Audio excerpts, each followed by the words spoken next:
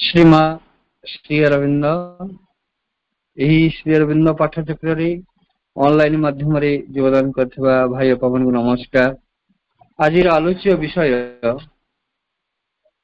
बाह्य रूप को देखी व्यक्तिर स्वभाव को जानी हेब कि बाह्य रूप को देखी व्यक्तिर स्वभाव को जानी हेब कि यही प्रसंग में आलोचना करने निमंते कोरापुट जिला दामंजोड़ी विजयपा सस्मिता मिश्र को अनुरोध करुछि। सस्मिता पा तांकर वक्तव्य प्रदान करंतु। करुणामयी माँ परम प्रभु श्री अरविंद पाद पद्म मोर अनंत कोटि कृतज्ञता पूर्ण प्रणाम एवं एही श्री अरविंद पाठचक्र रे योगदान करथिबा एवं अंशग्रहण करथिबा समस्त मातृ अभिक्षु अपा भाई मान को प्रणाम तथा शारदीय दुर्गा पूजार जो पार्वण दिवस गुड़िक आरंभ हो गलानी से शुभेच्छा एवं अभिनंदन। आज आलोचनार विषय वस्तुटी रही बाह्य रूप को देखी व्यक्तिर स्वभाव को जानी हेब कि। पिलादिने गोटे गपटे पढ़ी आम मैंने मन थी प्राय अपा भाईंकर दुई सांग थिले दुई जन बहुत अंतरंग बंधु एते भल सांग जे जेमती कि परस्पर को माने करथिले जणे आ जणे पई जीवन दे देबा को भी प्रस्तुत। सांग दुहे थरे जाउचंती बनटी पार हबाकू पड़िला। बनटी पार ही जाउछंती रास्ता रे किछि बाट परे बण मध्य रे गोटे भालुर जो गर्जन शुणागला एवं देखला बेलू भालुटी मध्य से आड़क माड़ी आसुछि। दुई जन जाक बंधु भयभीत हेले कौन करिवे बुद्धि बाट दिसलानी। सेथिरु जणे गोटे बंधु से कौन कला दौड़ी जाई गछ उपरे चढ़ीगला भालू को देखी। तापरे आर बंधुटी तो गछ चढ़ा जानिनी से भारी व्यस्त हो पड़लानी एवं आर बंधुटी को भारी काकुति मिनती होची मते टे गछ चढ़िबारे साहाय्य कर मु भी टिके चढ़ी जीवी मते टिके साहाय्य कर। किंतु से बंधुटी कहूची ना ना मु एबे जदि साहाय्य करबा को पुणी तुमको तुम पई ले दौड़ीबी ताले मोर जीवन गला जान मु किछ कर परिबे। एकुटिया पड़गला आर बंधुटी। भालू आसी पाखरे पहुंची गलानी पाखापाखि गोटे उपाय ता मुंड को दिसिला तले पड़ी जाई निश्चेत भली निश्वास न नहीं कि पड़ी रहिला। भालू आसिला ताको टिके सुंघिला गोड़ठू मुंड पर्यंत से पर्यंत ये पूरा स्थिर ही पड़ी निश्वास टिके भी नौनी।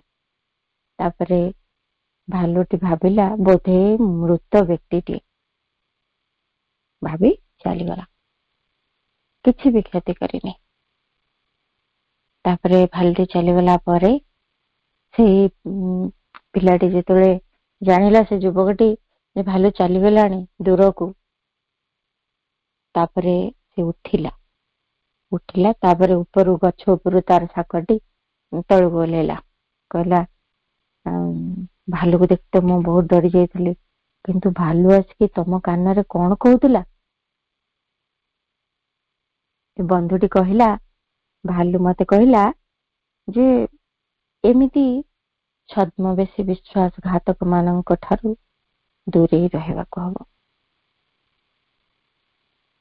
बंधुटी सुनी उदास हैला जानिगला जे मु की प्रकार व्यक्ति एवं आर सांगटी मध्य जानिगला ये की प्रकार बंधु। भाविथिली मु तार रूप तार कथबार्ता तार समस्त आचार व्यवहार देखि मते लागिथिला जे ये मोर बंधु ये मो पे सब किछि करि परिबो एवं मु मध्य प्रस्तुत हेतिली ता पे सब किछि करि जिवा लागि। किंतु ए कोन एते बड़ धोखा मोर भावना रे मोर विश्वास रे ମୋର ମଣିଷ ଚିହ୍ନିବାରେ କେତେ ବଡ ଅସୁବିଧା, ଏତେ ବଡ ଭୁଲ ସେଇଦିନ ସେ ବୁଝିଥିବ।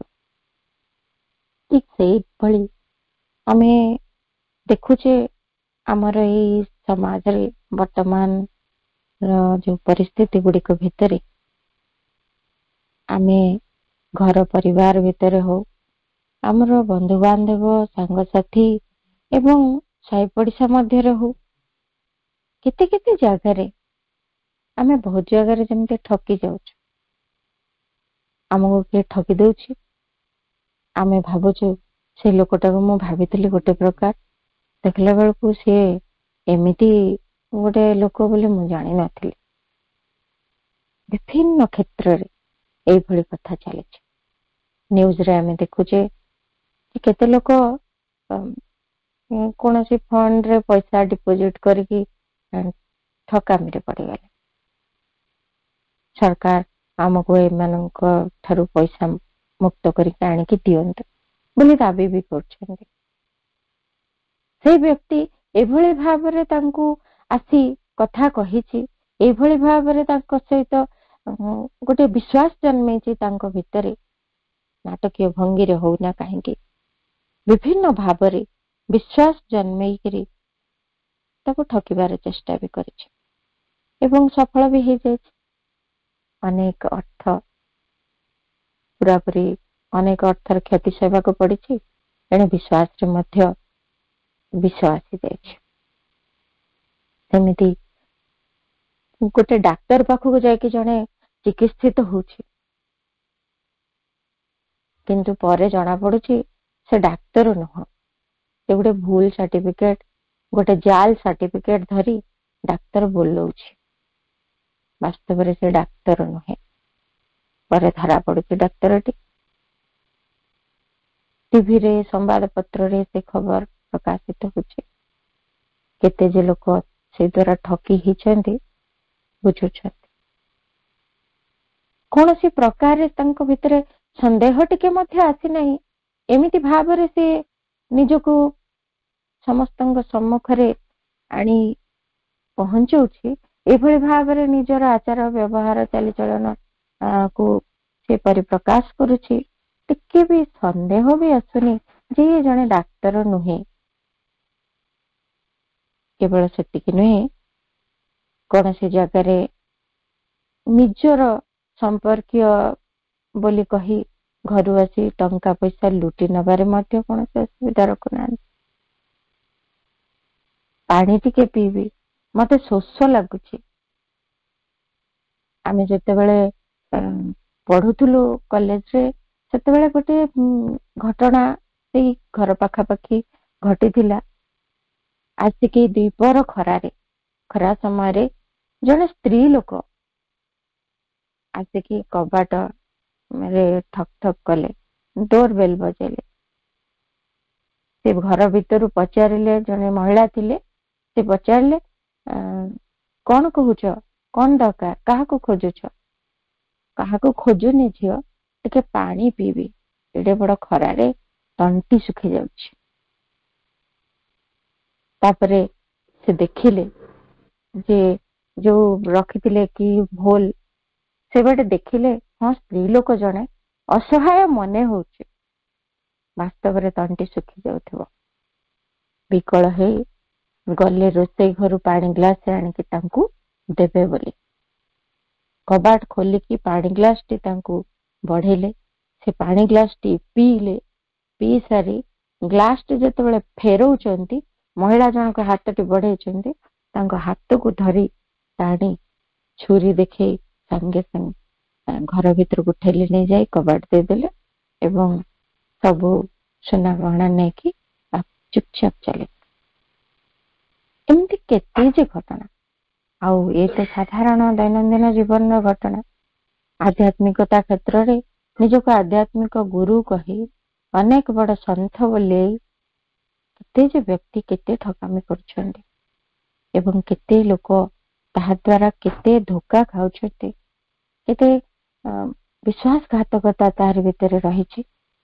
ବାହ୍ୟ ରୂପରୁ, ବାହ୍ୟ କାର୍ଯ୍ୟକଳାପରୁ ସବୁଥିରୁ ସେ ଜଣା ପଡୁଛନ୍ତି ଜଣେ ସାଧୁ, ଜଣେ ସାଧକ, କିନ୍ତୁ କେତେ ଠକାମି ତା ପଛରେ ରହିଛି, କେତେ ବିଶ୍ୱାସଘାତକତା ତା ପଛରେ ରହିଛି, କେତେ ନିମ୍ନତର ହେୟ ମନୋଭାବ ତା ପଛରେ ରହିଛି, କେତେ ନିଚ ଗତିବୃତ୍ତି ତା ପଛରେ କ୍ରିୟାଶୀଳ କରୁଛନ୍ତି।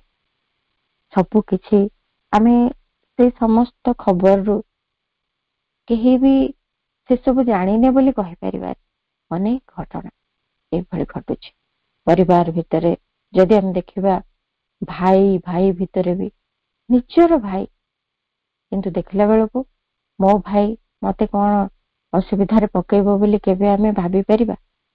କିନ୍ତୁ ଏମିତି କେତେ ପରିବାର ଅଛି, ସମସ୍ତଙ୍କ ପରିବାର ନୁହେଁ, କିନ୍ତୁ କେତେ ପରିବାର ଅଛି ଯୋଉଠି ଭାଇଟିଏ ମଧ୍ୟ ଗଭୀର ବିଶ୍ୱାସଘାତକତା କରିପାରେ, ଯାହାକୁ ପିଲାଦିନ ଦେଖି ଆସିଛି, ଜଣେ ବାହ୍ୟ ରୂପକୁ ଦେଖି ଆସିଛି, ଗୁଣ ଆଚରଣ ସବୁ ଦେଖି ଆସିଛି, କିନ୍ତୁ ଏତେ ବୟସ ପରେ ମଧ୍ୟ, ଏତେ ବର୍ଷ ତାଙ୍କ ସହିତ ନିରନ୍ତର ଜଡିତ ହେଇ ଜୀବନ ଯାପନ କଲା ପରେ ବି ଜଣେ ଦେଖେ ଯେ ମୁଁ ତାକୁ ଚିହ୍ନି ପାରିଲିନି।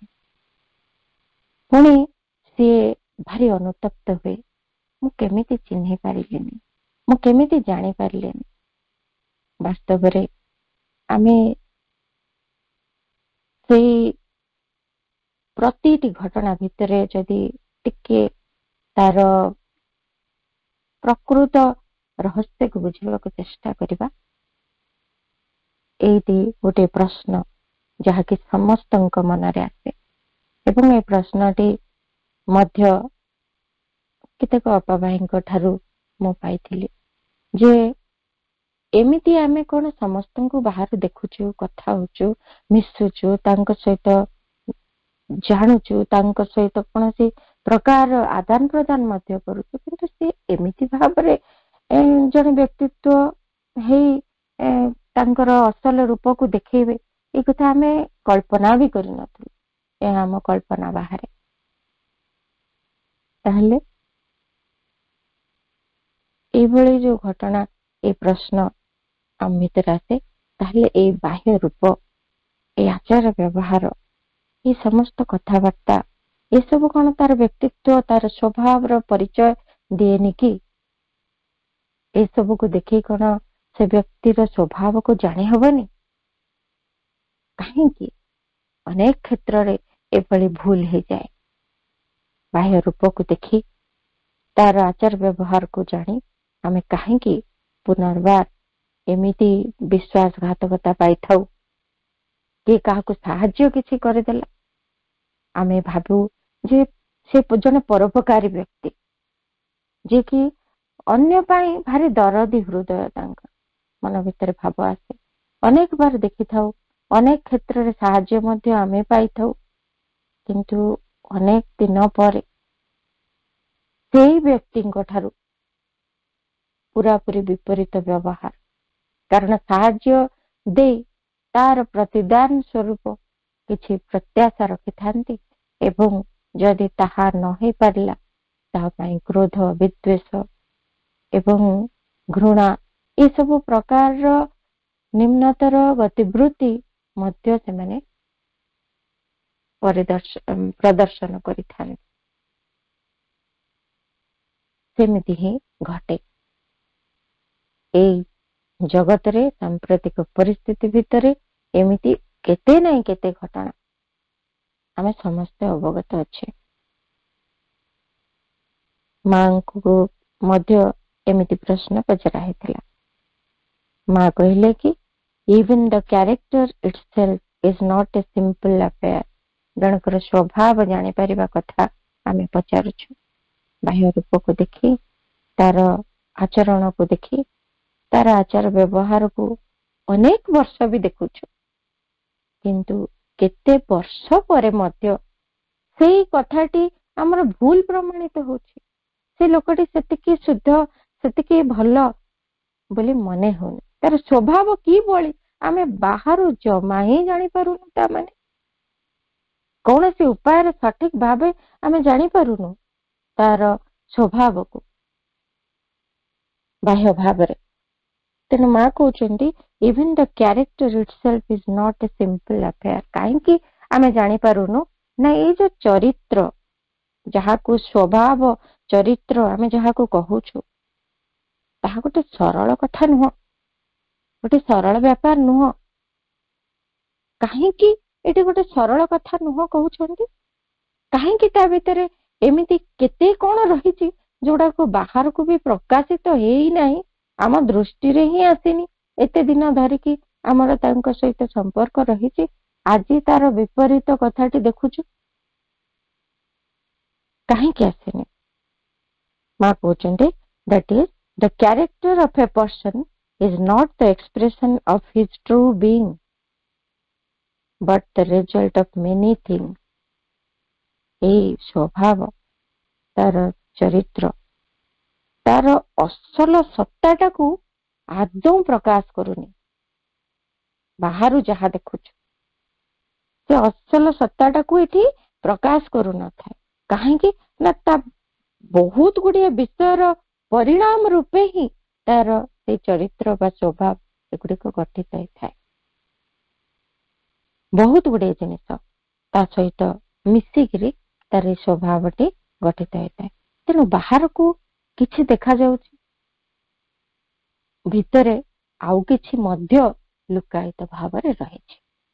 କିଛି ଆମେ ଦେଖୁଛୁ, ଯେମିତି ଉଦାହରଣ ଭାବରେ ଆମେ ଯଦି ଦେଖିବା, ସ୍କୁଲରେ ଗୋଟେ ପିଲାକୁ ଆମେ ଦେଖିବୁ ବହୁତ ଶାନ୍ତଶିଷ୍ଟ ହେଇକି ବସିଥିବ, କିନ୍ତୁ ତାର ମା ଆସିକି କହୁଥିବେ ଯେ ଘରେ ବହୁତ ଦୁଷ୍ଟାମି କରୁଛି, ସେ ଜମା ସ୍ଥିର ହେଇକି ରହୁନି। ଆମକୁ ଆଶ୍ଚର୍ଯ୍ୟ ଲାଗେ, ଆରେ ପିଲାଟି ତ ଏଠି ବହୁତ ଶାନ୍ତ ଭାବରେ ବସିଛି, ଯାହା କହିଲେ ମାନୁଛି, ଆଉ ସେ ଘରେ କଣ ଏତେ ଦୁଷ୍ଟ ହଉଛି? କିଏ ସତ କହୁଛି ବୋଲି ଆମେ ଭାବି ପାରୁନା। ଆଖିରେ ଦେଖୁଛୁ ଏଇ ପିଲାଟି ଏତେ ସ୍ଥିର ହେଇକି ଶାନ୍ତ ଭାବରେ ବସିଛି, କିନ୍ତୁ ଘରେ ସେ ତାର ସମ୍ପୂର୍ଣ୍ଣ ବିପରୀତ, ଦୁଷ୍ଟାମି କରୁଛି। ସବୁ ଜିନିଷ ଘରେ ଗଲା, ଜୋତା ଚପଲ ଏଠି ସେଠି ଫୋପାଡି ଦେଇକିରି ସେ ତାର ଘରେ ଯାଇକି ପହଞ୍ଚିବ, ଯିବ ଏଠି ସେଠି, ସେ କୌଣସି କାମ ନିଜେ କରୁନାହିଁ। ତାର ମା ସେ ବିଷୟରେ ଅଭିଯୋଗ କରୁଛନ୍ତି ଶିକ୍ଷକଙ୍କୁ। ଏମିତି ହୁଏ, ଆଶ୍ଚର୍ଯ୍ୟ ଲାଗେ, ଏ କଥା କଣ ସତ? ଏମିତି କଣ ହୁଏ? କିନ୍ତୁ ବାସ୍ତବରେ ସେଇଟା ହିଁ ହେଇଥାଏ ଅନେକ କ୍ଷେତ୍ରରେ। ସେଇଠି ଶିକ୍ଷକ ମାନଙ୍କ ଆଗରେ ଆଦର୍ଶ ଛାତ୍ର ହେଇ ଗୋଟିଏ ରୂପ ପ୍ରଦର୍ଶନ କରୁଛି। ଘରେ ଯାଇ ସେ ତାର ନର୍ମାଲ ଯେତକ ଚପଳତା ସେ ତାକୁ ସବୁ କୌଣସି ବାଧା ବନ୍ଧନ ବିନା ସବୁ ପରିପ୍ରକାଶ କରୁଛି, କିନ୍ତୁ ଏଇଠି ତାକୁ ରୋକିକି ରଖିଛି ସେ। କାହିଁକି ନା ତାକୁ ଶିକ୍ଷକ ମାନଙ୍କ ଆଗରେ ଭଲ ହବାର ଅଛି। ଏମିତି ଯେମିତି ଗୋଟେ ଉଦାହରଣ, ଠିକ ସେମିତି ଆମ ସମ୍ମୁଖରେ କିଏ କେତେ ପ୍ରକାରର ଆମକୁ ନିଜକୁ ପ୍ରଦର୍ଶିତ କରନ୍ତି। କିଛିଟା ଗୁଣ ତା ଭିତରେ, କିଛି ସ୍ୱଭାବ ଚରିତ୍ରର କିଛି ଅଂଶ ଆମ ସମ୍ମୁଖକୁ ଆସେ, କିନ୍ତୁ ଆଉ କିଛି କଥା ଗୋପନୀୟ ରହିଯାଏ, ଯୋଉଗୁଡିକ ଆମେ ଜାଣିପାରୁନା। କେତେ ଜଣଙ୍କ ଆଗରେ ଲୋକ ଭାରି ଭଦ୍ର ହେଇକି ଥାନ୍ତି, କିନ୍ତୁ ଘରେ ତାଙ୍କର ଅସଲ ରୂପ ଜଣା ପଡୁଥିବ। କିଭଳି ସେମାନେ ଭଦ୍ର, କିଭଳି ସେମାନେ ଚରିତ୍ରର ଲୋକ, ତାହା ଘର ଲୋକ ଭଲ କି ଜାଣିଥିବେ। ବାହାର ଲୋକଙ୍କ ଆଗରେ ସେ କିନ୍ତୁ ସମ୍ପୂର୍ଣ୍ଣ ଭିନ୍ନ ଏକ ଚରିତ୍ର। ଏମିତି ବି ହୁଏ, ଅନେକ ଗୁଡିଏ କଥା ମିଶିକି ଥାଏ, କିଛିଟି ପ୍ରକାଶିତ ହୁଏ, କିଛି ସେ ସଂଯତ କରି ରଖେ, ବା କିଛି ତା ଭିତରେ ଥାଏ, ହୁଏତ ସେ ବି ଜାଣିନଥାଏ କେବେ ତା ଭିତରେ ସେଇ ଘଟଣା ଗୋଟିଏ ସେମିତି ଘଟିଗଲେ ବାହାରିବ। ଯେମିତି ଯଦି କୌଣସି ବ୍ୟକ୍ତି କିଛି ଚ୍ୟାଲେଞ୍ଜ କୁ ସମ୍ମୁଖୀନ ହେଲା, କିଛି ଜୀବନରେ କିଛି ଗୋଟେ ପରିସ୍ଥିତିର ସମ୍ମୁଖୀନ ହେଲା, ଯୋଉ ପରିସ୍ଥିତିଟି କି ତା ପାଇଁ ଗୋଟେ ଚ୍ୟାଲେଞ୍ଜ ଭଳିଆ, ଗୋଟେ ଆହ୍ୱାନ, ତାକୁ ସେଠି ସମ୍ମୁଖୀନ ହେଇକି ଦେଖେଇବାର ଅଛି, ତାକୁ ଅତିକ୍ରମ କରିବାର ଅଛି। ସେଇଭଳି ସାହସ, ସେ ସବୁବେଳେ ସାହସୀ ବ୍ୟକ୍ତି ବୋଲି ନିଜକୁ ଭାବୁଥିବ, କିନ୍ତୁ ଏମିତି ଗୋଟେ ପରିସ୍ଥିତି ପଡିଯିବ ଯେତେବେଳେ ସେ ଭୟରେ କାତର ହେଇଯାଉଥିବ, କଣ କାହାକୁ କହି ପକଉଥିବ, ନିଜେ ଡରି ମରି କାନ୍ଦି ପଡିଥିବ।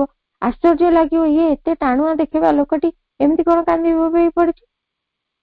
ଏମିତି ମଧ୍ୟ ଘଟେ, ସେ ନିଜେ ବି ଜାଣିନଥିବ। ଲାଇଫର ସିଚୁଏସନଟି ଯେତେବେଳେ ଫେସ୍ କଲା, ସେଇଠି କିଛି ତା ଭିତରର ଗୁଣ ଗୁଡିକ ମଧ୍ୟ ବାହାରେ। ଏମିତି ବି ହେଇଯାଏ। ତେଣୁ ମା କହୁଛନ୍ତି କି ଜିନିଷ ସବୁ ମିଶିଥାଏ ତାର ସ୍ୱଭାବ ଭିତରେ। ମା କହୁଛନ୍ତି ଫର ଏକ୍ସାମ୍ପଲ ଆଟାଭିଜମ ମେ ବି ଏକ୍ସପ୍ରେସ୍ଡ।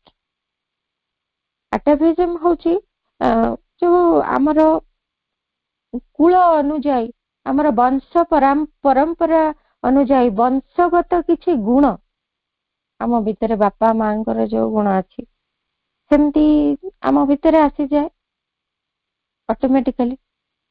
ଆମେ କହୁ ଇଏ ଗୋଟେ ଏତେ ମିଛୁଆ ଲୋକଟେ, ଆଉ ତାର ପିଲାମାନେ କିନ୍ତୁ ଭଲ ଭଲ ହେଇଥାନ୍ତି, କେତେ କାଳ ଧରିକି ସେମାନେ ଭଲ ବି ଥାନ୍ତି, କିନ୍ତୁ କେବେ ଗୋଟେ ସେଇ ଗୁଣର କିଛିଟି ପରିପ୍ରକାଶ ମଧ୍ୟ ହେଇପାରେ। ବା କେତେ ଖରାପ ଲୋକଟିଏ, ତାର ପିଲାମାନେ କେତେ ଭଲ, ଆକ୍ଚୁଆଲି ଭଲ ବି ହେଇଥାନ୍ତି, ଜୀବନ ସାରା ବି ଭଲ ରହିପାରନ୍ତି, କିନ୍ତୁ କିଛି ସଂଯତ ବି କରିଦିଅନ୍ତି ସେମାନେ ଗୁଣ ଗୁଡିକୁ। କିଛି ପ୍ରେରଣା ସେଭଳି ଆସୁଥିଲେ ବି ସେମାନେ ତାକୁ ନିୟନ୍ତ୍ରଣ ବି କରନ୍ତି, ଏମିତି ହେଇପାରେ। ତା ମାନେ ମା କହୁଛନ୍ତି that is what comes from the father, the mother, from both together, which may have a different result. ଏମିତି ବି ହେଇପାରେ ବାପାଙ୍କର କିଛି ଗୁଣ ବା ମାଙ୍କର କିଛି ଗୁଣ ତା ଭିତରକୁ ପଶି ଆସିଥାଏ, ବା ସେମାନଙ୍କର ଯୋଉ ସଂସ୍କାର, ଯୋଉ ବଂଶର ଯୋଉ ସଂସ୍କାର ରହିଥାଏ, ଏମିତି କେତେ ଗୁଡିଏ ବଂଶାନୁକ୍ରମିକ ଭାବରେ କିଛି ସଂସ୍କାର ଚାଲି ଆସିଥାଏ, ଯାହାକୁ ନେଇକରି ସେମାନଙ୍କ ଭିତରେ ଗୋଟେ ପ୍ରକାର ସଂଯମତା, ସେମାନଙ୍କ ଭିତରେ ନିଜକୁ ନିୟନ୍ତ୍ରଣ କରିପାରିବାର, ନିଜର ଚେତନା ଉପରେ ପ୍ରଭୁତ୍ୱ ହାସଲ କରିବାର କିଛି କ୍ଷମତା ତାଙ୍କ ଭିତରେ ଥାଏ। କିନ୍ତୁ ବାପା ମା ଯଦି ସେଇ କ୍ଷମତାର ଅଧିକାରୀ ନ ହେଇଥାନ୍ତି, ସେମିତି ମଧ୍ୟ ପିଲାମାନଙ୍କ ଭିତରେ ହେଇଯାଏ, ସାଙ୍ଗେ ସାଙ୍ଗେ କଥାରେ ସେମାନଙ୍କର ଗୁଣ ସବୁ ବାହାରି ପଡେ। ସିଚୁଏସନ ଟେ ପଡିଲେ ସବୁ ଗୁଣ ଜଣା ପଡିବ, କିଏ ରାଗିଯିବ, କିଏ ପ୍ରତିକ୍ରିୟାଶୀଳ ହବ, କଣ କଣ କୋଉ ବାଟରେ କି ପ୍ରକାର କଥାବାର୍ତ୍ତା କରିବ, କଥାବାର୍ତ୍ତାର ସଂଯମତା ରହିବନି, କି ଭଳିଆ କାହାର ସ୍ୱାର୍ଥପରତା ଅହଂପୂର୍ଣ୍ଣ ଗୁଣ ଗୁଡିଏ ପରିପ୍ରକାଶ ହବ, ଏମିତି ବି ହେଇଯାଏ। ତେଣୁ ଦୁହିଁଙ୍କ ପାଖରୁ ମଧ୍ୟ ଏକତ୍ର ଭାବରେ ଗୁଣ ଗୁଡିକ ତାଙ୍କ ପାଖକୁ ଆସିଥାଏ, ମଣିଷ ମାନଙ୍କ ପାଖକୁ, ଏବଂ ସେଗୁଡିକର ଭିନ୍ନ ଭିନ୍ନ ପରିଣାମ ମଧ୍ୟ ଭିନ୍ନ ଭିନ୍ନ ସମୟରେ, ଭିନ୍ନ ଭିନ୍ନ ଘଟଣାରେ, ବିଭିନ୍ନ ପରିସ୍ଥିତି ଅନୁଯାୟୀ ଭିନ୍ନ ଭିନ୍ନ ହେଇଥାଏ, ଏମିତି ହେଇଥାଏ। ପୁଣି କହୁଛନ୍ତି from the antecedents, the past history, grandfathers, great grandfathers, etc., and then from the environment in which people have lived. ଏମିତି ହେଇଥାଏ ଯେ ତାଙ୍କର ପୂର୍ବରୁ ଯେତେ ସବୁ ଘଟଣା ଘଟିଛି, ଅତୀତର ଇତିହାସ, ତାଙ୍କର ବଂଶ ଅନୁଯାୟୀ, ସେମିତି ତାଙ୍କର ଜେଜେବାପା, ତାଙ୍କର ଜେଜେବାପାଙ୍କର ବାପା, ତାଙ୍କ ଜେଜେବାପା, ଏମିତି ପ୍ରଭୃତିଙ୍କଠୁ କେତେ ଗୁଣ ଉତ୍ତରାଧିକାର ସୂତ୍ରରେ ତାଙ୍କ ପାଖକୁ ଆସିଥାଏ, ଯୋଉଗୁଡିକ କି ବାହାରକୁ ସବୁବେଳେ ଦୃଶ୍ୟମାନ ହୁଅନ୍ତି ନାହିଁ, ବା ସମସ୍ତଙ୍କ ପାଖରେ ସେଗୁଡିକ ସେମାନେ ପ୍ରକାଶ ବି କରନ୍ତିନି। ଯେମିତି ଆମେ ଜାଣିଛେ, ମା ଯେମିତି କହିଲେ ଯେ ତୁମେ ଯେତେବେଳେ ମୋ ସାମ୍ନାକୁ ଆସୁଛ, ତମେ ଗୋଟେ ସାଧୁ ହେଇକି ଆସୁଛ, ତମର ଅସଲ ସ୍ୱଭାବ, ଅସଲ ଚରିତ୍ର ସେତେବେଳେ ସମ୍ମୁଖରେ ରହି ନଥାଉଛି, ସେତେବେଳେ ତୁମେ ଗୋଟେ ସାଧୁ ହେଇକିରି ମୋ ସାମ୍ନାରେ ଆସି ପହଞ୍ଚି ଯାଉଛ, ଯେ ଗୋଟେ ବଡ ସାଧୁ, ତମେ ସବୁ ଭଲ ଗୁଣରେ ଯେମିତି ତମେ ମଣ୍ଡିତ ହେଇକି ଅଛ, ସେମିତି ହିଁ ଆମେ ଅନ୍ୟମାନଙ୍କ ସମ୍ମୁଖରେ ଆମ ଭିତରେ ସେଇ ଗୁଣ ଗୁଡେ ଥାଏ। ଭାରି ମଜାଳିଆ ଗୋଟେ ଘଟଣା, ଯେତେବେଳେ ଜଣେ ଘରେ ଆସିକି କିଛି ଜିନିଷ ଘାଣ୍ଟି ପକଉଛି, ଧର ଆମେ ଘରକୁ ସଜେଇକି ରଖିଛେ, କିଛି ଆସିକି ଛୋଟ ପିଲାମାନେ କିଏ ଘାଣ୍ଟିକି ଏଟାକୁ ସେଠି ଫୋପାଡ଼ି ଦେଲାଣି, ସେଠି ଫୋପାଡ଼ି ଦେଲାଣି, ଏମିତି ସବୁ ଫୋପଡା ଫିଙ୍ଗା କରିଦଉଛନ୍ତି। ଆମକୁ ସେ ଦେଖିକି ଭିତରେ କ୍ରୋଧ ଆସୁଛି, ପ୍ରତିକ୍ରିୟା ବି ଆସୁଛି, କିନ୍ତୁ ଯେହେତୁ ବହୁତ ଲୋକମାନେ ଅଛନ୍ତି, ଛୋଟ ପିଲାଟିଏ ବି ସିଏ, ତେଣୁ ସେଇ ଜାଗାରେ ଆମେ ପୁରା ହସି ହସିକି ହଁ କିଛି ଅସୁବିଧା ନାହିଁ, ଏମିତି ଚଳିବ, କିଛି ଅସୁବିଧା ନାହିଁ କହିକି ଧୀରେ ହସି ହସିକି ସେସବୁ କରୁଛେ, କିନ୍ତୁ ଆମର ବାସ୍ତବ ବ୍ୟକ୍ତିତ୍ୱ ତାହା ନୁହଁ। ବାସ୍ତବ ବ୍ୟକ୍ତିତ୍ୱ ହଉଛି ଯେ ଏଇ ଘଟଣାରେ ଆମେ ଚଟକିନା ପ୍ରତିକ୍ରିୟା ପ୍ରଦର୍ଶନ କରିବୁ। ବାସ୍ତବ ବ୍ୟକ୍ତିତ୍ୱଟି ଜାଣି ହଉନି, ବାସ୍ତବ ସ୍ୱଭାବଟି ଜାଣି ହଉନି, କେମିତି ଲୁଚିକି ରହୁଛି। ତେଣୁ ବାହ୍ୟ ରୂପ, ବାହ୍ୟ ଆଚାର ବ୍ୟବହାର ସବୁବେଳେ ମଣିଷର ସ୍ୱଭାବକୁ ପ୍ରକାଶିତ କରନ୍ତି ନାହିଁ, ସେଇ ହିଁ ଆମ ପାଇଁ ସମସ୍ୟା ହେଇଥାଏ। ତେଣୁ ମା କହୁଛନ୍ତି ଏତିକ ତ ପ୍ରଭାବ ପକେଇଥାନ୍ତି, ତା ବାଦେ and then from the environment in which people have lived when they were very young and had no independence at all।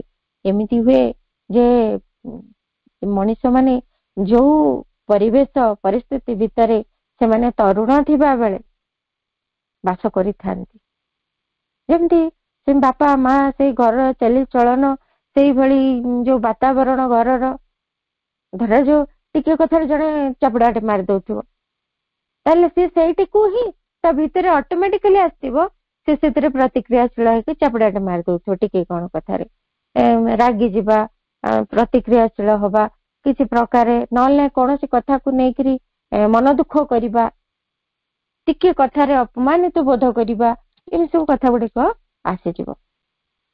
ଆଉ କାହା ପାଖରେ ପ୍ରତିଶୋଧ ପରାୟଣ ହବା, ସେଇ ଶିକ୍ଷା ଗୁଡିକ ସେଠି ଅଟୋମେଟିକାଲି ତା ଭିତରେ ପ୍ରବେଶ କରି ଯାଇଥିବ।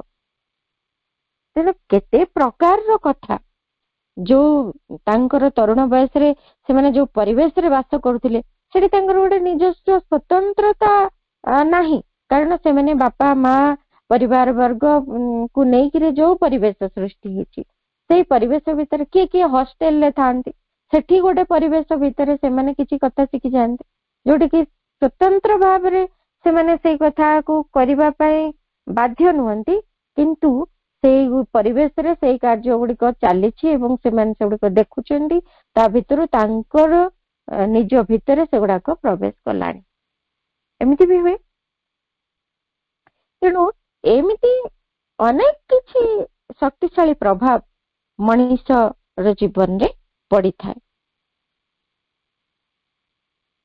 that has a considerable effect on the character। ମଣିଷର ଚରିତ୍ର ସ୍ୱଭାବ ଉପରେ ଇଏ ହଉଛି ଏକ ପୁରାପୁରି ଶକ୍ତିଶାଳୀ ପ୍ରଭାବ ପକେଇଲା ଭଳି ଘଟଣା ଗୁଡିକ, ତାର ସବୁ କିଛି ଉପରେ, ତା ଜୀବନ ଶୈଳୀ ଉପରେ ଏସବୁ ଗୁଡିକର ପ୍ରଭାବ ପଡେ। ତେଣୁ ଜଣେ ବ୍ୟକ୍ତିକୁ ସେଇଥିପାଇଁ ମା କହୁଛନ୍ତି, so just by seeing somebody one cannot quite say that his true nature is or what his true nature is। ତାର ପ୍ରକୃତ ସ୍ୱଭାବଟି କଣ ଆମେ ଜାଣିପାରିବିନି। ଆମେ କିଛି ବ୍ୟକ୍ତିଙ୍କ ସାଙ୍ଗରେ ଏମିତି ବି ମିଳାମିଶା କରିଥିବା, ପ୍ରତ୍ୟେକଙ୍କର ଆମର ସେ ଅନୁଭୂତି ଥିବ ଯେ ଆମେ କେତେ ଦିନ ତାଙ୍କ ସାଙ୍ଗରେ ମିଶିଲୁଣି, ଜମା ଜାଣିପାରୁନୁ ଯେ ତାଙ୍କ ଭିତରେ ଏମିତି ଗୋଟେ ଗୁଣଟିଏ ଥିବ, ଭାରି ଆଶ୍ଚର୍ଯ୍ୟ କରିଦେଲା ଭଳିଆ ଗୁଣ, ଅଦ୍ଭୁତ ଗୁଣ।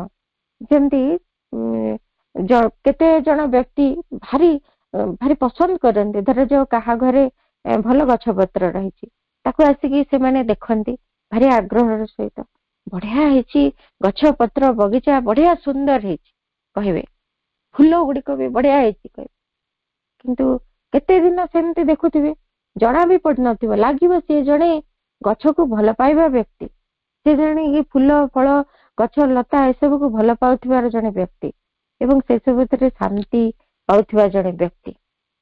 କିନ୍ତୁ କେତେ ବର୍ଷ ପରେ ହଠାତ୍ ଦିନ ଦେଖାଯିବ ଯେ ସିଏ କଥାବାର୍ତ୍ତା ହଉଛନ୍ତି, ସାମ୍ନାରେ ଛିଡା ହେଇ ଗଛଟି ଅଛି, ତାର ପତ୍ରକୁ ଛିଣ୍ଡେଇଲେଣି, ପତ୍ରଟାକୁ ଟିକ ଟିକ କରିକିରି ଛିଣ୍ଡେଇକି ତଳେ ପକଉଥିବେ, କଥା ହେଲା ବେଳକୁ ସେ ଗଛକୁ ଛିଣ୍ଡେଇ ପକଉଥିବେ। ପୁଣି ଫୁଲଟିଏ ଦେଖିଲେ ତାକୁ ଛିଡେଇ ନବାର ଇଚ୍ଛାଟିଏ ମଧ୍ୟ ରହିଥିବ, ଏଠି ଗଛ ଦରକାର, ଗଛକୁ ଛିଣ୍ଡେଇକି ଟିକ ଟିକ କରି ପକଉଥିବେ। କେମିତି ଏଇ ଗୁଣଟି ଆପଣ ଅନେକ ଦିନ ପରେ ଯେତେବେଳେ ଦେଖିପାରିବେ, ସେତେବେଳେ ଲାଗିବ କି ଏମିତି ବି ଗୁଣଟି ଅଛି। ଆଶ୍ଚର୍ଯ୍ୟ, ଜଣେ ଏତେ ଭଲ ପାଉଛି ଗଛଟିକୁ କିନ୍ତୁ ଏମିତି କାମ କରୁଛି।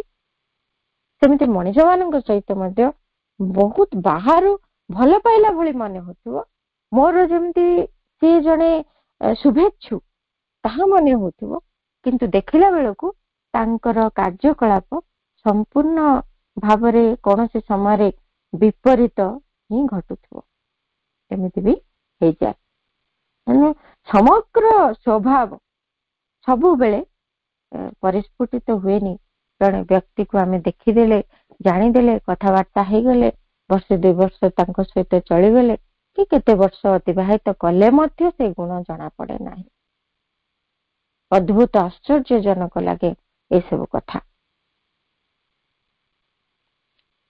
one may describe his tendencies know his difficulties his possibilities but it is only with the growth of the consciousness and as the development becomes voluntary and organized that the body can begin to express the true character of the person एमिति नुह जे बाह्य भाव रे तर शरीर गठन देखिलु कि आमे देखिलु कहार मुहटी बहुत शांत देखा जाउछ आमे कहलु से बहुत शांत स्वभाव रहितबे निश्चय कि किए गोटे अति सुंदर देखा जाउछन से निश्चित जने भल मनीष भल हृदयर मनीषटी हेतिबे लागिबो किंतु सेमिति न हे पारे बॉडीटा ए बाह्य रूपटा बा बाह्यर किछि गुण गुड़िक एगुड़िक एमिति प्रस्तुत हेई नाहंती जे समग्र स्वभाव को मनुष्यर समग्र स्वभाव को चरित्र को एटी प्रकाश करि परिबे बोली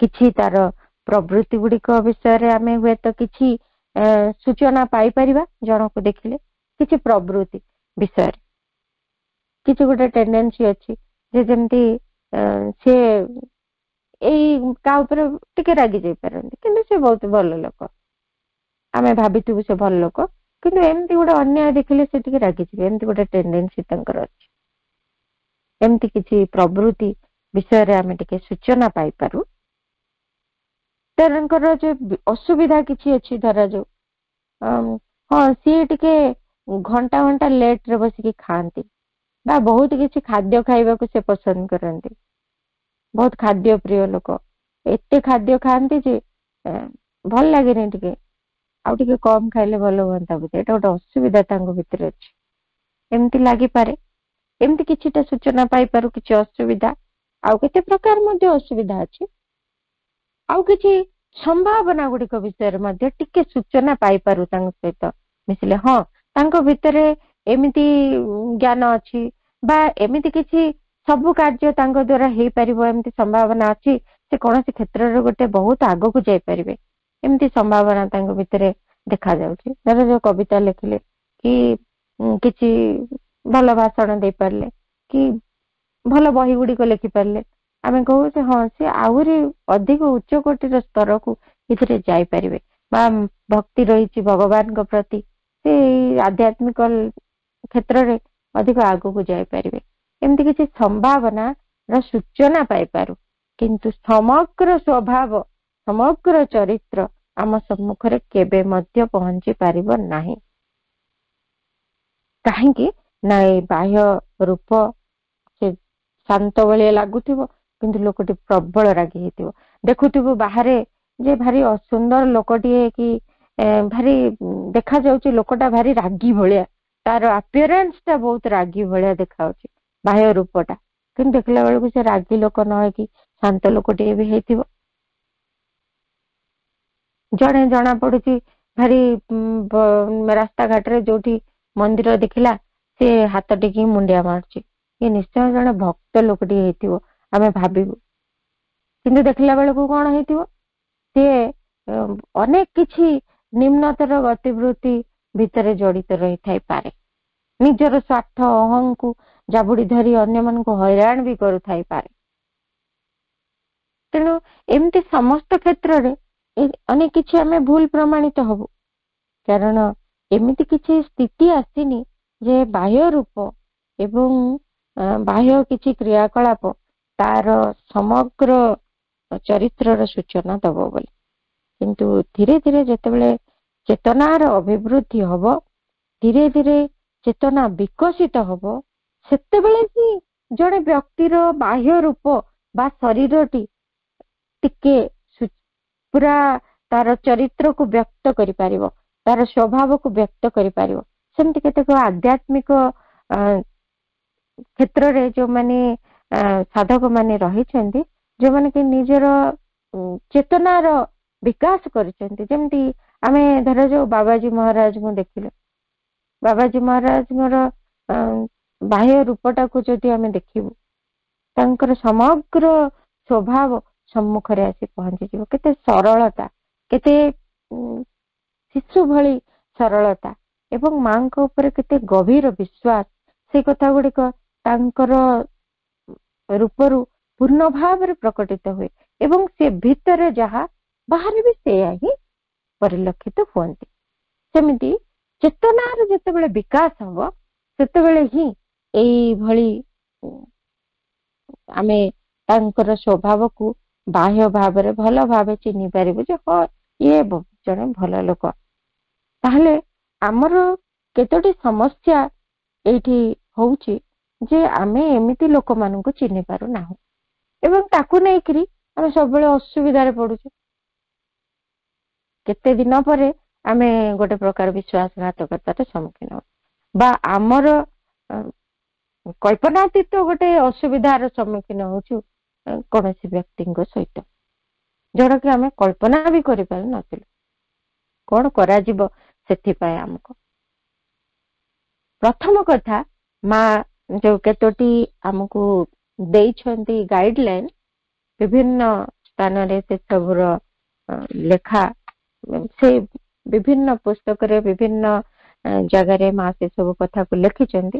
ଟିକେ ଖାଲି ଆମେ ଯଦି ସେଗୁଡିକୁ ସଂଗୃହୀତ କରିବା, ସେଗୁଡିକୁ ମନେ ରଖିବା, ତାହେଲେ ବହୁତ ସହଜ ହେଇଯିବ କୌଣସି ବ୍ୟକ୍ତିକୁ ଚିହ୍ନିବା, ଜାଣିବା ଏବଂ ସେମାନଙ୍କ ସହିତ ଆମର ଚଳଣୀର ଯୋଉ କେତେ ପରିମାଣରେ ଆମେ ତାଙ୍କ ସହିତ ଇନଭଲ୍ଭ ହବା ବା ନହବା, ତାଙ୍କ ପାଇଁ ଆମର କେତେ ଆବଶ୍ୟକତା ରହିଛି ବା ଆମ ପାଇଁ ସେମାନଙ୍କର କେତେ ଆବଶ୍ୟକତା ରହିଛି, ତାଙ୍କଠାରୁ ଆମେ କଣ ଶିକ୍ଷା କରିବା, ଏସବୁ କଥାକୁ ଭଲ ଭାବେ ବୁଝିପାରିବା।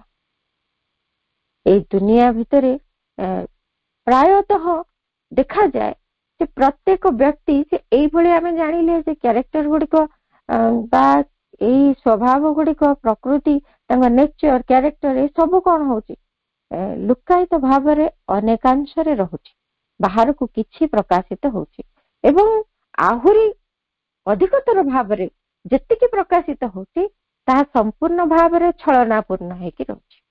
କାରଣ ମଣିଷଟିଏ ଅନ୍ୟମାନଙ୍କ ଆଗରେ ଭଲ ଦେଖେଇ ହୁଏ, ତା ପାଇଁ ସାହାଯ୍ୟ କରିବାକୁ ଆଗେଇ ଆସେ, କେବଳ ତା ଭିତରେ ଭାବଟିଏ ଥାଏ, ସେ ଜାଣିବ ମୁଁ ଏମିତି ଜଣେ ବ୍ୟକ୍ତି ଯିଏକି ସାହାଯ୍ୟ କରିପାରେ, ସେ ଜାଣିବ ମୁଁ ଜଣେ ଏମିତି ବ୍ୟକ୍ତି ଯିଏକି ଆଧ୍ୟାତ୍ମିକତାରେ କେତେ ଉଚ୍ଚତର ସ୍ତରକୁ ଯାଇଛି।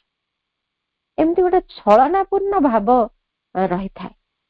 ଯାହା ବି ବ୍ୟକ୍ତିତ୍ୱ ବାହାରକୁ ପ୍ରଦର୍ଶିତ କରୁଛି ତା ଭିତରେ ଦେଖେଇ ହବା, ଛଳନାପୂର୍ଣ୍ଣ ଭାବରେ ନିଜକୁ ପରିପ୍ରକାଶ କରିବା, କାରଣ ଗୋଟେ ଆବରଣ ଭିତରେ ନିଜକୁ ଲୁଚେଇ ରଖିଛି, ସେ ବାହାରର ଗୋଟେ ଛଦ୍ମ ବେଶଟିଏ ବାହାରକୁ ଦେଖଉଛି।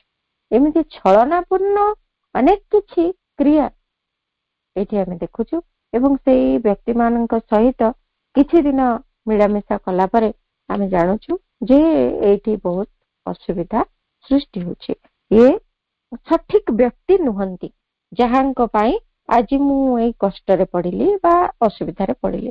ଆମେ ଲାଗେ ମୁଁ କେମିତି ଲୋକ ଚିହ୍ନି ପାରିଲି ନାହିଁ, ମୁଁ କେମିତି ଏତେ ଦିନ ଧରିକିରି ଏଇ ବ୍ୟକ୍ତି ସହିତ ସମ୍ପର୍କରେ ରହି ଆସିଛି। ସେଇ କଥା ଗୁଡିକ ମା କହୁଛନ୍ତି ଯେ ଆମେ ଯେତେବେଳେ ଅନ୍ୟମାନଙ୍କୁ ଚିହ୍ନିବାକୁ ଯିବା, ସେତେବେଳେ ପ୍ରଥମେ ଟିକେ ନିଜକୁ ଚିହ୍ନିବାର ପ୍ରୟାସ କରିବା, କାରଣ ଆମେ ନିଜେ ନିଜକୁ ବି ଚିହ୍ନି ନାହିଁ। କାରଣ ଆମେ କେତେ ଭାବପ୍ରବଣ ହେଇଯାଉଛୁ, ଆମେ କେତେ ନିଜକୁ ନିୟନ୍ତ୍ରିତ କରିପାରୁଛୁ, ନିଜ ଚେତନା ଉପରେ ଆମର କେତେ ପ୍ରଭୁତ୍ୱ ଅଛି ତାହା ମଧ୍ୟ ଆମେ ମାପିନୁ, ନିଜେ ନିଜକୁ ଚିହ୍ନିନୁ।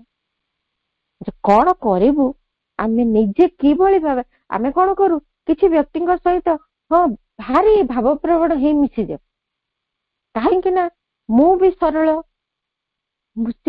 ମୁଁ ସରଳ ଭାବରେ ମିଶିଯିବି, ଏଇ ଯୋଉ ଭାବଟି ଆମ ଭିତରେ ଆସେ ସେଇଟା ଯଥାର୍ଥରେ ନିଜକୁ ନ ଚିହ୍ନିଥିବା ଯୋଗୁ ହିଁ ହେଇଯାଏ।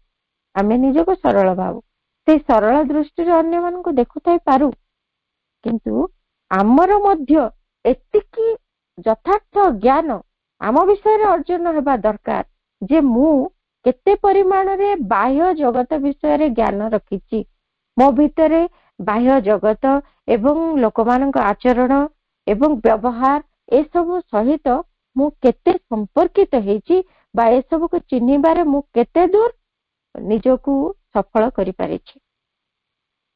ମୁଁ ସେମାନଙ୍କର ଛଳନାପୂର୍ଣ୍ଣ କଥାରେ ଭାସି ଯାଉନି ତ?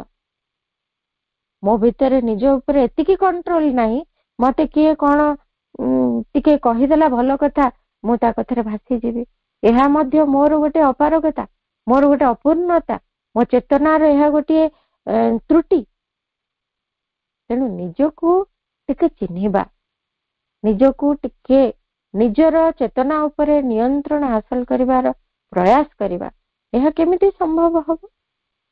ନିଜକୁ ଯଦି ଆମେ ଆତ୍ମସମୀକ୍ଷା କରିବା, ନିଜକୁ ଟିକେ ସବୁବେଳେ ସମୀକ୍ଷା କରୁଥିବା ଯେ ମୁଁ କୌଣସି ସମୟରେ ନିଜର ଯୋଉ ପ୍ରକାରର ସ୍ଥିତି ରହିବା କଥା ମୁଁ ସେଥିରୁ କେତେ ପରିମାଣର ବିଚ୍ୟୁତ ହଉଛି।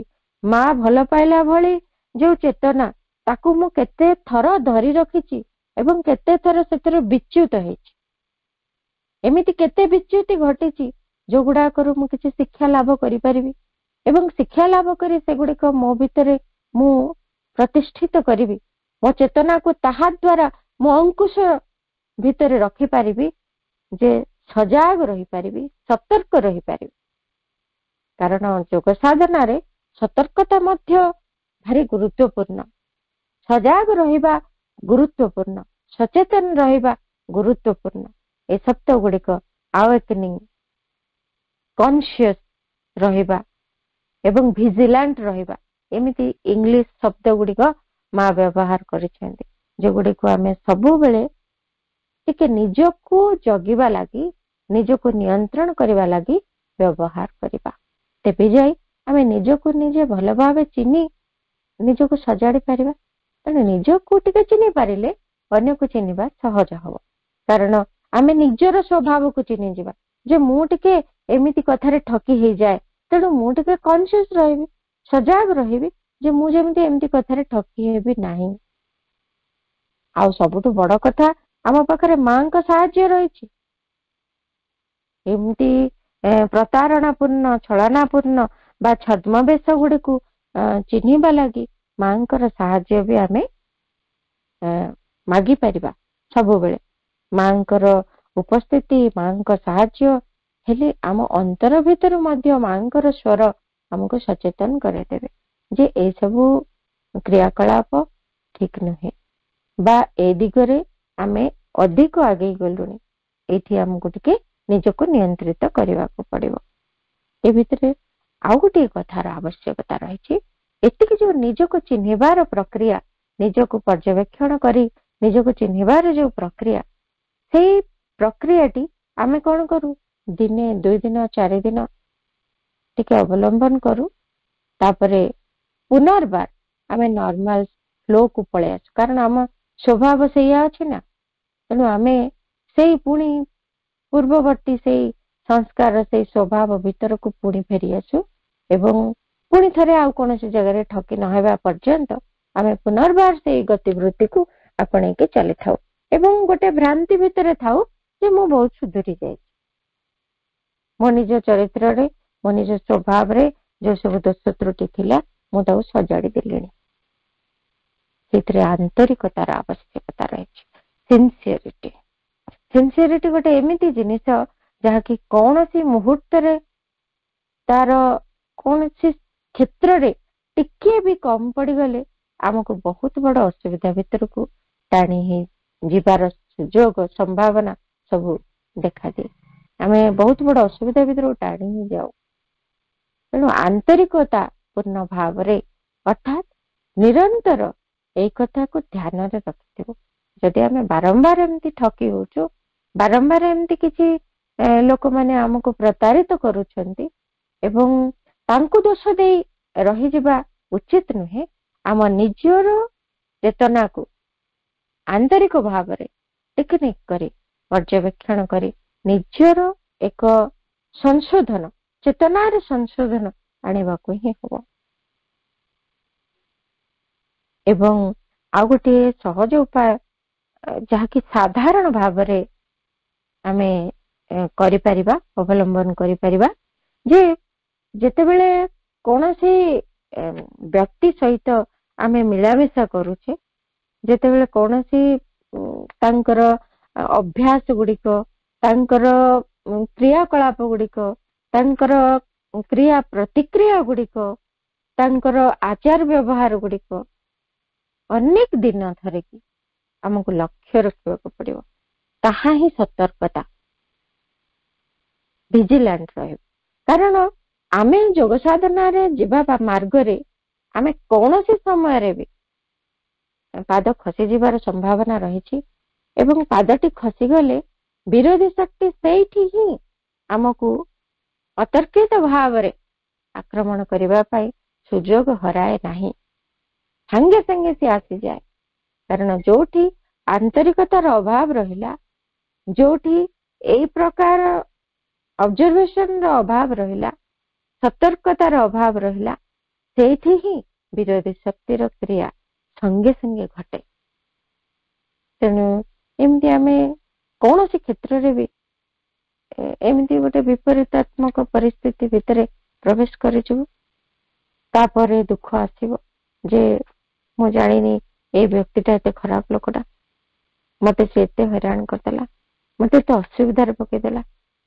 ସେଥିପାଇଁ କୌଣସି ବ୍ୟକ୍ତିଙ୍କ ସହିତ ଯାହା ବି ଆମେ ମିଶୁଛେ ଅତ୍ୟଧିକ ଭାବରେ ମା କହିଛନ୍ତି ଭାବପ୍ରବଣ ହେଇ ତାଙ୍କ ସହିତ ଅତ୍ୟଧିକ ଗୋଳିଆ ମିଶା ନ ହେଇଯାଏ, ଟିକେ ତାଙ୍କର ସମସ୍ତ ଆଚାର ବ୍ୟବହାର, ଚାଲିଚଳଣି, କ୍ରିୟା ପ୍ରତିକ୍ରିୟା ଏବଂ ତାଙ୍କର ଯେତେକ ସବୁ ଅଭ୍ୟାସ, ସେସବୁକୁ ଟିକେ ଆମକୁ ଅବଜର୍ଭ ବି କରିବାକୁ ପଡିବ। ଏମିତି ନୁହେଁ ଯେ ପୁରାପୁରି ନାଇଁ ନାଇଁ ମୁଁ ଏବେ ତୁମକୁ ମାସେ ପୁରା ଅବଜର୍ଭ କରିବି ତାପରେ ତୁମ ସହିତ କଥା ହେବି, ସେଭଳି ନୁହେଁ। ବାହାରକୁ ଜଣେଇଲା ଭଳି କିଛି ନୁହେଁ, କାରଣ ଆମର ଯୋଗ ବାହାରକୁ କିଛି ଦିଶିଲା ଭଳି କଥା ନୁହେଁ, ଅନ୍ତର ଭିତରେ ଆମ ଚେତନାରେ ସେଇ କାର୍ଯ୍ୟ ଚାଲିବ। ଅତ୍ୟଧିକ ଭାବ ପ୍ରବଣତା, ଆସକ୍ତି, ହଠାତ୍ କରି କାହା ସହିତ ଅତି ନିବିଡତା, ଏସବୁ ଆମକୁ ନିଶ୍ଚିତ ବିଶ୍ୱାସଘାତକତାରେ ନେଇ ପହଞ୍ଚେଇ ଦବ। ଆମେ ଯୋଉ ପ୍ରକାର ଭାବିଥିବୁ ଆମ ପ୍ରତ୍ୟାଶା ଅନୁରୂପ ସବୁ କିଛି ହେବ ନାହିଁ, ବିପରୀତ କଥା ଗୁଡିଏ ଆସିଯିବ। ତେଣୁ ସବୁ କିଛିର ଏକ ଅବଜରଭେସନ ଏବଂ ସବୁଠୁ ବଡ କଥା ହେଲା ନିଜ ଚେତନାର ପର୍ଯ୍ୟବେକ୍ଷଣ। ତାକୁ ନେଇ ନିଜକୁ ପୂର୍ଣ୍ଣ ଭାବରେ ଆନ୍ତରିକ ହେଇ ପ୍ରତିଟି ମୁହୂର୍ତ୍ତରେ ଆମେ ଚେଷ୍ଟା କରୁଥିବା କେମିତି ଚେତନାକୁ ଅବଜର୍ଭ କରିକି କେମିତି ସଜାଡିବୁ।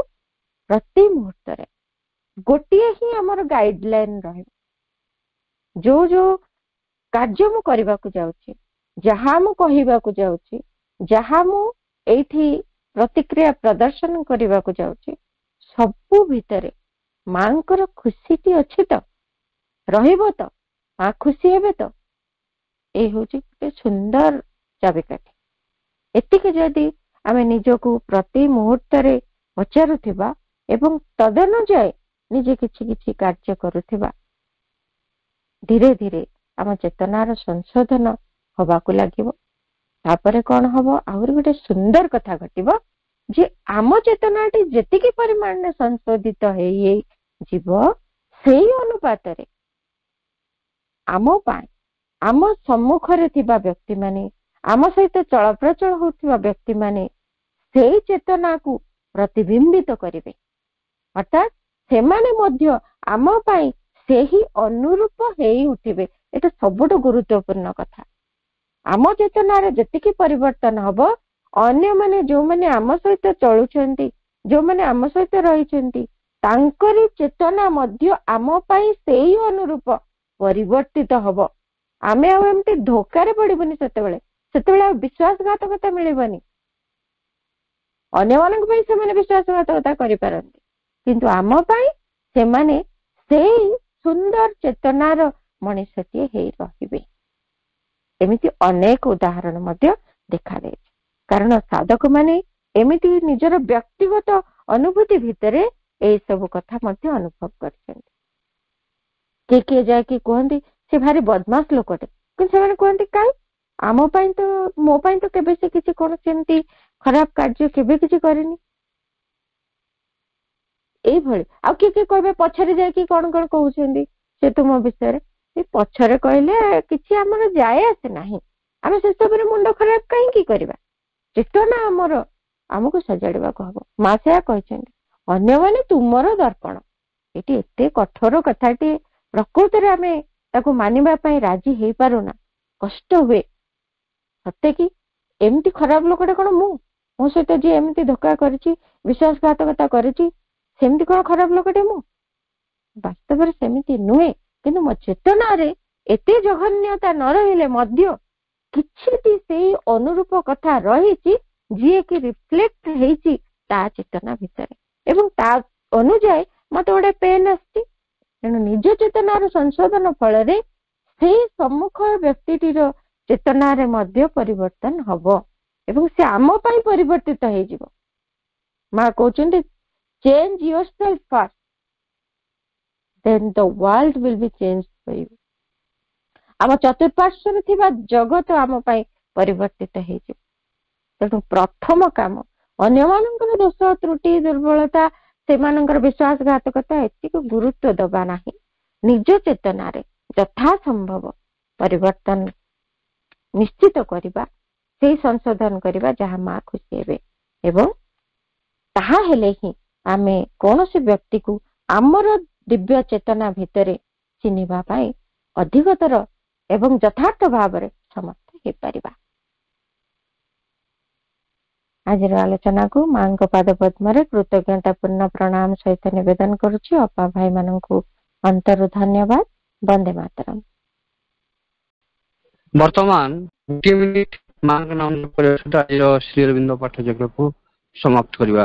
ମା ମା ମା ମା ମା ମା ମା ମା ମା।